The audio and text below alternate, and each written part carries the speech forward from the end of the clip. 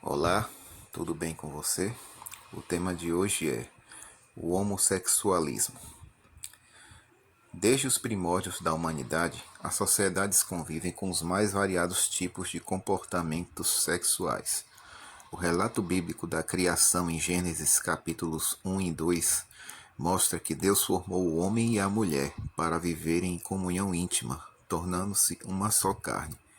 Porém, o pecado infiltrou-se nos relacionamentos sexuais entre os seres humanos, de tal forma que hoje a sociedade convive com uma variação enorme de perversões sexuais, tais como narcisismo, homossexualismo, masturbação, sadismo, masoquismo, exibicionismo, pedofilia, gerontofilia, fetichismo, travestismo, incesto, pluralismo, necrofilia, bestialidade, zoofilia, voyeurismo, sexopatia acústica, renifleurismo, coprofagia, froterutismo, entre outros. O presente trabalho não vai entrar nos detalhes das diversas anomalias sexuais, limitando-se apenas ao estudo do homossexualismo, pois este é o tema tratado pelo apóstolo Paulo em Romanos 1, versos 26 e 27. O artigo será dividido nas seguintes seções.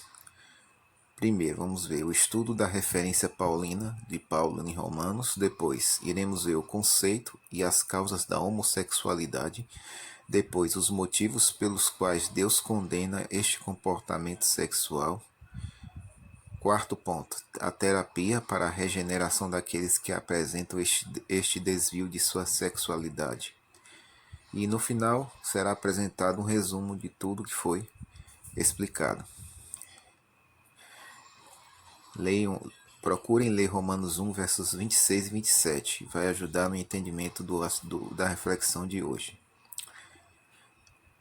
Em Romanos 1, versos 26 e 27, diz assim: Por causa disso, os entregou Deus a paixões infames, porque até as mulheres mudaram o modo natural de suas relações íntimas por outro, contrário à natureza.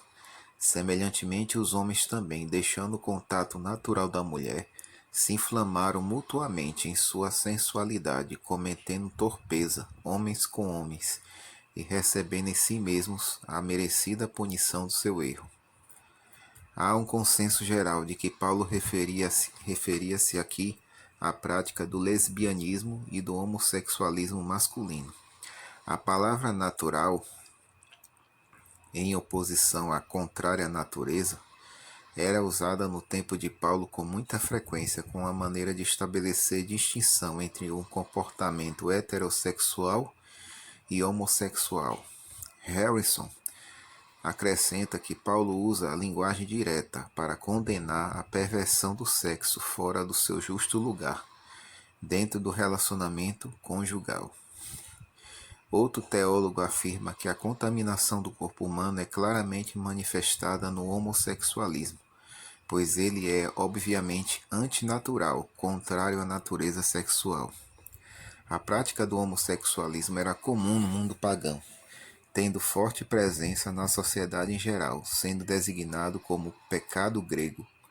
Paulo escreveu sua epístola aos Romanos na cidade de Corinto, a capital dos vícios gregos, e certamente já vira ali evidências sobre as práticas homossexuais. Lovelace ainda diz que contrária à natureza significa simplesmente contra a intenção de Deus para o comportamento sexual humano, que é explicitamente visível na natureza, na função complementar dos órgãos sexuais e dos temperamentos do macho e da fêmea. No verso 27, Paulo emprega o termo arsen 3 vezes, traduzido na antiga Almeida Revista Atualizada por homens. O substantivo arsenocoites, homossexual masculino, pederasta, é empregado pelo apóstolo como alguém que não herdará a salvação, pois está sob a condenação de Deus. Isso está em 1 Coríntios 6, verso 9 e 1 Timóteo 1, versículo 10. ainda acrescenta que aqui a perversão sexual é vista como resultado do pecado do homem em adorar a criatura, ao invés de adorar o Criador. Vamos ver agora o conceito e as causas da homossexualidade. Uma vez comprovado que o tema que Paulo abordou em Romanos 1, versos 26 e 27, foi mesmo a homossexualidade, tanto masculina quanto feminina, faz-se necessário um maior aprofundamento sobre o estudo deste comportamento sexual. O homossexual é considerado uma pessoa com tendência a dirigir o desejo sexual para outra pessoa do mesmo sexo. Ou seja, ele ou ela sente atração erótico-sexual por parceiro do mesmo sexo. Maranon apresenta uma definição mais completa sobre a homossexualidade nas seguintes palavras: por mais classificações que se façam desta anormalidade, a base patogenética é sempre a mesma, uma sexualidade recuada, de polivalência infantil que, por circunstâncias externas, condiciona sob diferentes formas seu objetivo erótico em sentido homossexual.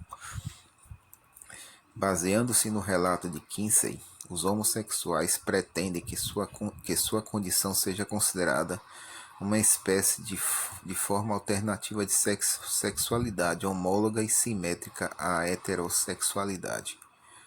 Begley, porém, vê a homossexualidade como uma espécie de síndrome neurótica, caracterizada por alguns estigmas bem definidos, a saber, uma elevada dose de masoquismo psíquico, levando o homossexual a situações de desconfianças e humilhações, medo, ódio, fuga em relação ao sexo oposto, insatisfação constante e insaciabilidade sexual, megalomania, depressão, sentimento patológico de culpa, ciúme irracional, a inadmissibilidade psicopática. As pesquisas com relação às causas da homossexualidade ainda não são consideradas de todo consistentes, porém, elas podem ajudar na orientação de uma profilaxia social com relação ao homossexualismo. Giles afirma que não se verificam quadros de aberração cromossômica ligados primitivamente à homossexualidade, o que descarta a sua origem genética, pois em todos os casos de homossexualidade masculina examinados, o sexo genético correspondia ao sexo fenotípico e faltavam sinais de qualquer alteração cromossômica verdadeira. Mesmo os defensores da origem genética da homossexualidade admitem que a eventual predisposição inata só se transforma em efetivo desejo homossexual por força de fatores desencadeadores de natureza psicossocial, dentre os quais obsessiva ligação com uma mãe autoritária ou possessiva, falta de uma figura paterna significativa como modelo de identificação, experiências de iniciação na infância ou adolescência, e fixação ou regressão da personalidade a níveis autoeróticos com supervalorização do falo, órgão sexual masculino. O homossexual é um homem ressentido por acreditar que não tem o corpo que sua mente mereceria. Freud também considerava que o meio onde as crianças se desenvolvem é fator determinante da sua sexualidade. Snoeck divide estes fatores determinantes em 3 categorias. Primeiro, fisiológicos. Nenhuma das teorias foi comprovada. 2. Familiares. Uma mãe dominante juntamente com um pai apagado. Uma supermãe tão envolvente que para o filho só existe uma mulher, que é ela. A mãe frustrada no seu relacionamento com o marido, incutindo na cabeça das filhas que homem nenhum tem valor. Um super pai que exige uma virilidade impossível de ser alcançada pelo filho. Os pais desejam um menino, mas nasce uma menina. As categorias sociais agora. O unissexismo, que ocorre na forma de segregacionismo ou igualitarismo. O anarquismo e a sedução por adultos. Por que Deus condena o homossexualismo? Deus abençoou o homem e a mulher e lhes deu o mandamento de serem fecundos e se multiplicarem. Gênesis 1, verso 28. O casamento é a união de duas pessoas que originalmente foram uma, depois foram separadas uma da outra e agora no encontro sexual do casamento se uniram novamente. Lovelace acrescenta dizendo que não é por acidente que toda forma de expressão sexual fora da aliança do casamento seja explícita ou implicitamente condenada no restante das Escrituras. A sociedade atual está cada vez mais perdendo de vista o princípio que Deus definiu para a união sexual entre os seres humanos, um homem e uma mulher unidos pelo compromisso eterno do matrimônio, do casamento. Em virtude deste crescente desvio do padrão idealizado por Deus no princípio, é que têm surgido todas essas anomalias sexuais descritas até aqui. Hoje, já se convive até mesmo com casamento entre homossexuais e adoção de filhos por estes casais. O propósito de Deus é que o homem junte-se com a mulher e os dois formem uma só carne. Gênesis 2, verso 24. Constituindo-se numa família heterossexual, na qual os filhos poderão ser educados em meio a um ambiente sadio e livre de preconceitos. Este ideal está totalmente corrompido na sociedade moderna. As relações sexuais passaram a ser apenas um meio de obter prazer a qualquer custo, sem atentar para as orientações dadas por Deus no passado e para os perigos de não seguir estas orientações. A atual sociedade já aprendeu a conviver pacificamente com o outrora chamado pecado grego, vendo os homossexuais como apenas um pouco diferentes. Deus condena o homossexualismo porque ele é totalmente contrário ao propósito original das relações sexuais, que é a procriação e o prazer. Segundo Boyce, apenas em se olhar para a anatomia dos órgãos sexuais do homem e da mulher, já deveria haver argumento suficiente para convencer de que as práticas homossexuais não são normais. Tanto o judaísmo quanto o cristianismo sempre reconheceram esse fato, defendendo que o homossexual está sob a condenação de Deus. Cura para o homossexual. Após verificar que o homossexualismo está arraigado fortemente na sociedade odierna, faz-se necessário apresentar ao portador desta anomalia sexual um meio de regeneração e retorno ao ideal divino. A terapia de aconselhamento para o homossexual consiste em escutar a quem pede ajuda, a fim de facilitar-lhe a decifração por ele mesmo de seu próprio discurso, levando a uma convivência mais saudável consigo mesmo e, em vários casos, chega-se à heterossexualidade. Talvez o maior problema a princípio seja romper as barreiras da solidão e da incomunicabilidade que a sociedade erige em relação aos homossexuais. Gatti defende que o ponto de partida deve ser a total aceitação do homossexual como pessoa, a plena compreensão de seu drama e a mais leal solidariedade a seus sofrimentos e a seus problemas. Para o auxílio pastoral ao homossexual são sugeridos os seguintes passos. Primeiro, reconhecimento e confissão de que sua atitude e conduta são errados. Segundo, ele deve admitir e reconhecer seu problema.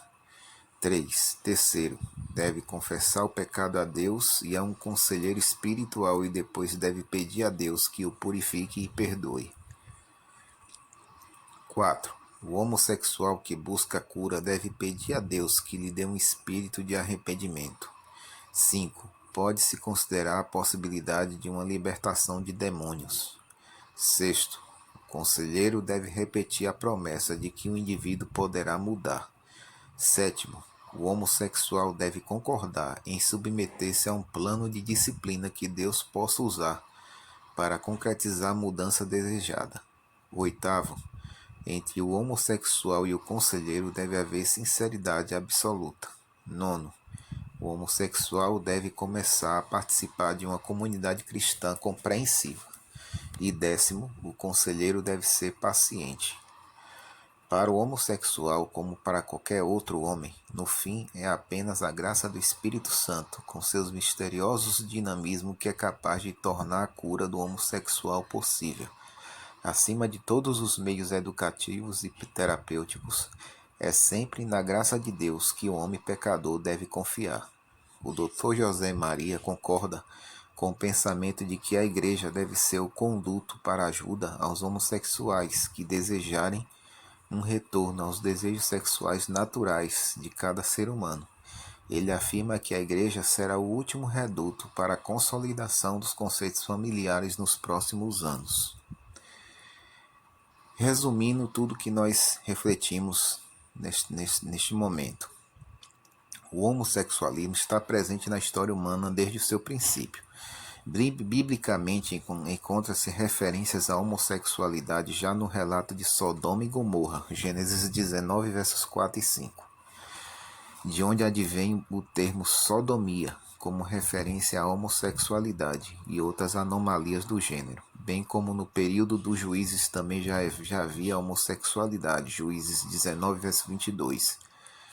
Moisés também fez referência a esta prática sexual entre o povo de Israel, Levítico 18, versos 22 e capítulo 20, versículo 13, condenando-a e considerando-a abominável aos olhos de Deus, punível mesmo com a morte. No Novo Testamento, a referência clássica à homossexualidade, tanto feminina quanto masculina, encontra-se na Epístola de Paulo aos Romanos, Romanos 1, versos 26 e 27. Porém, o apóstolo também faz outras referências à condenação divina sobre esta prática.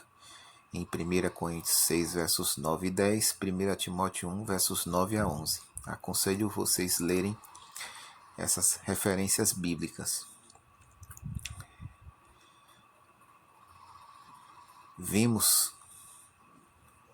Analisamos o texto de Romanos observando a quase unanimidade entre os teólogos e comentadores de que Paulo realmente referia-se na passagem em estudo ao homossexualismo, porém é crescente o grupo de eruditos que não aceitam esta interpretação usual e tentam reinterpretar as declarações de Paulo aplicando aos dias atuais, onde a homossexualidade tornou-se já parte comum do cotidiano das grandes cidades.